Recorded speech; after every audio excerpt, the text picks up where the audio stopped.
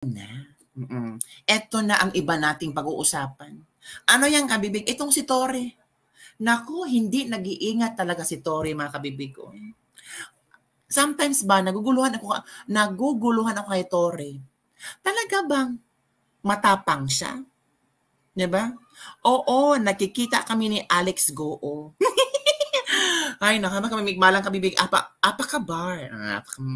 Mga Indonesian words, mga bahasa, di ba? Nakita ba kayo ni Alice? Hindi kami nagkita ni Alice Go. Ayokong kasi hindi ako nakatira sa farm. Oo, mabenta ang Indonesia. Buti pa ang Indonesia, no? Hinahuli si Alice Go. Ang Pilipinas, nilayasan ni Alice Go. Paano? Nasaan ang intelligence fund? Nasaan ang intelligence fund? Ano to sabi nyo sa intelligence funds ng Pilipinas? Puro kasi dakdak ang ginagawa ng mga tao dyan. Diba? Buti pa buti pa mga Indonesian. Very active. Nahuli agad. Na-trace agad kung saan si Alice Goo. Look alike lang daw ni Alice Goo, pwede din. Diba? Ito nakabibig. Itong si Tori. Ay naku mga kabibig. Grabe itong si Tori mga kabibig. Unbelievable. Bakit kabibig? Ito. Ito ha. Wait.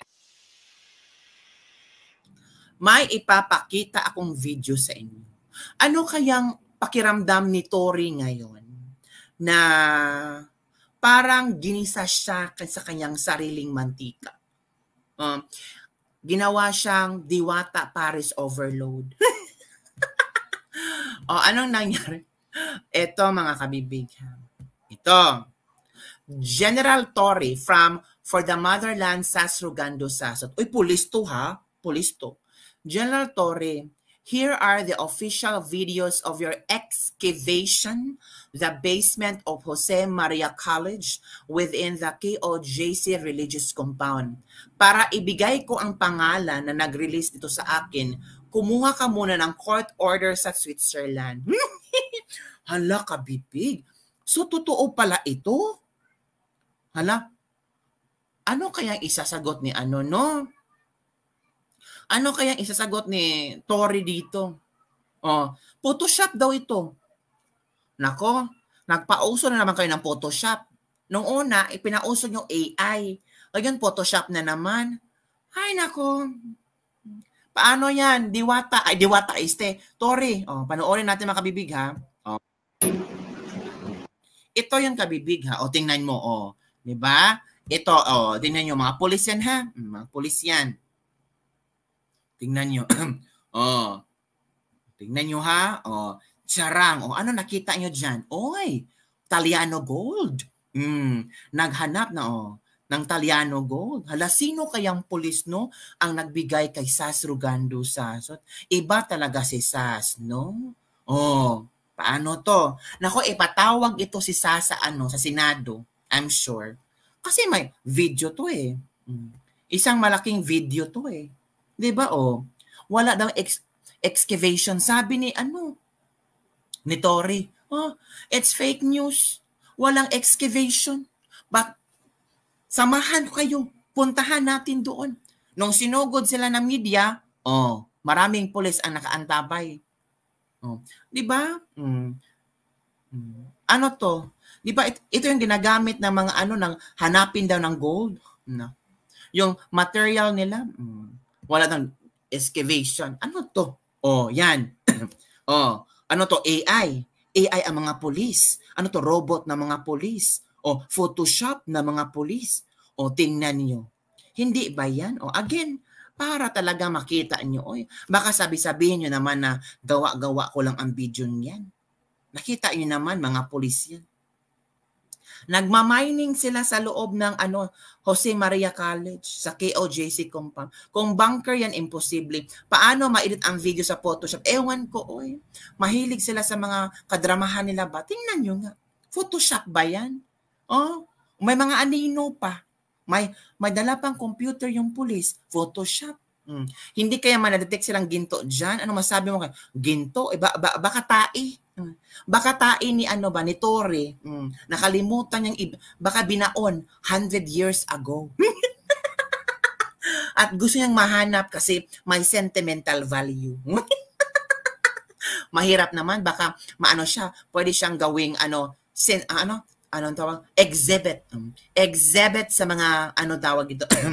Exhibit sa mga, ewan ko kung saan ilagay yung exhibit, di ba? Ginto hinahanap nila dyan. Ginto ni Tory, di ba?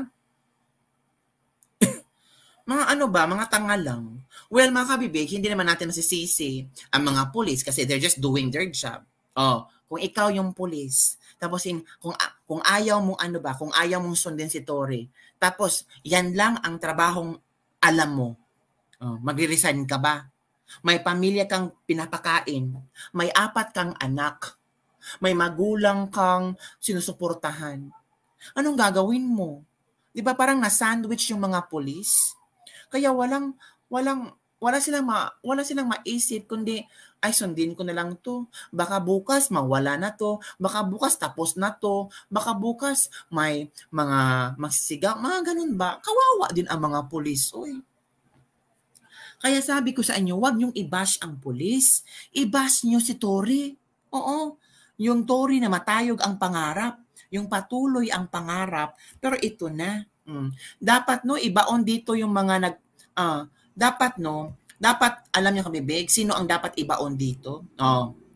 Kung pagbibigyan kayo ng chance, sino kaya ang pwedeng ibaon dito? Sino? Sino ang pwedeng ibaon? 'Di ba? Dapat nasa disaster area sila. Drama lang ang pakay mga yan pastor, pero ang totoo kayamanan ni pastor. Jane Bramlett, ay may sagot na si Jane. Ang bilis ni Jane magsagot. In fairness, si ano daw? Kayo lang talagang sumagot dyan. Ayoko lang mag-mention ng name. Ay nako, kalerky. Nakakatawa lang ba? Na ganito yung estilo nila sa paghanap ng isang fugitive according to them. Kawawa naman si Pastor Apollo Kibuloy, no? Hinusgahan agad. Kasi kabibig, may mga kaso na. Kaso pa nga. May hatol na ba? Di ba? Ginto na makano or kay cute kuting bangag, matatagal na nila gustong kunin ngayon, sila nagkaroon ng chance. Ay, ginto. Gintong tae ang nandyan. Hinahanap nila, kung gaano kalalim ang gintong tae ni Tory. So, yun mga kabibig. Yun ang mga pasabog sa araw na ito. Ano pa yung ibang pasabog mo, kabibig? Maghintay ka. Hindi ko alam kung how do you able to react on this. Nako. Grabe to, kabibig. As in, masyasyak ka talaga. Ano yung kabibig? Basta. Tataas ang BP mo, kabibig. Bakit, kabibig? Basta. Tataas talaga ang BP mo pag makita mo to. Ano yan, kabibig? Hintay-hintay lang. Ano ka ba? Excited ka. Ito, kabibig. Ito ang pinaka ma-high blood ka. Tingnan mo. Sinong hindi ma-high blood dyan? Ang Pilipinas binaha, pero si speaker nandun sa Spain. Diba? Akala kasi ni speaker, hindi natin malalaman kung saan siya nagpunta. Ang yaman ni speaker, no? Diba? Kabibig on leave kasi si speaker. Okay lang on leave si speaker. Ano lang ba? Ang tawag dito, boomerang. Anong boomerang, kabibig? Yung kung ano ang ginawa mo sa kapwa, ay pwedeng mangyari sa'yo. Do not do unto others what do you want others do unto you. Yan ang golden rule. Noong kasagsagan ng Bagyong Karina, si VP Inday ang tinatarget nyo kasi umalis sa bansa. Kasi daw di umano nag-attend ng Taylor Swift. Ngayon, si Romualdez pumunta na Spain para mag-attend sa kanyang anak na kung ano-anong katsorbahan nandun. Ang tahimik na mga trolls. Tahimik talaga. Napaka-unfair ng mga trolls, no? Nako, unfair ang mga trolls. Ganun talaga ang mga trolls, kabibig. Unfair talaga sila. Kung sino yung nagpapasweldo nila, doon sila. Diba? Nasaan ang presidente? Natulog ng one day. O yan ha. So ano masasabi niyo diyan? Ang laki ng ano ng smile ni Specker. Oo. Sobrang smile ni Specker mga kabibig. Oo. Parang pag makita mo siya, naku, ma-smell mo yung breath niya. Ma-smell yung bad breath. Ewan ko sa inyo. Basta happy si Speaker. Nagpunta siya sa Spain. Tapos, ang Pilipinas ay binaha ng todo. Hala, paano yan kabibig? Wala tayong magagawa. Anong talaga? 'Di ba? Sila ang nasa, ano ngayon, nasa pedestal. Sila yung tinatawag na powerful. Paano si BP Sara? Kailangan nga nating suportahan si BP Sara. Oo, suportahan natin si BP Sara. Oh, 'di ba? Ito pa ang next kong i-share sa inyo. Ano yan? Ang dami mo i-share kabibig. Natural. Ang dami akong handa dito. Ito. Tingnan nyo. Voice of the Filipinos, proudly Filipino. Top government officials nationwide survey.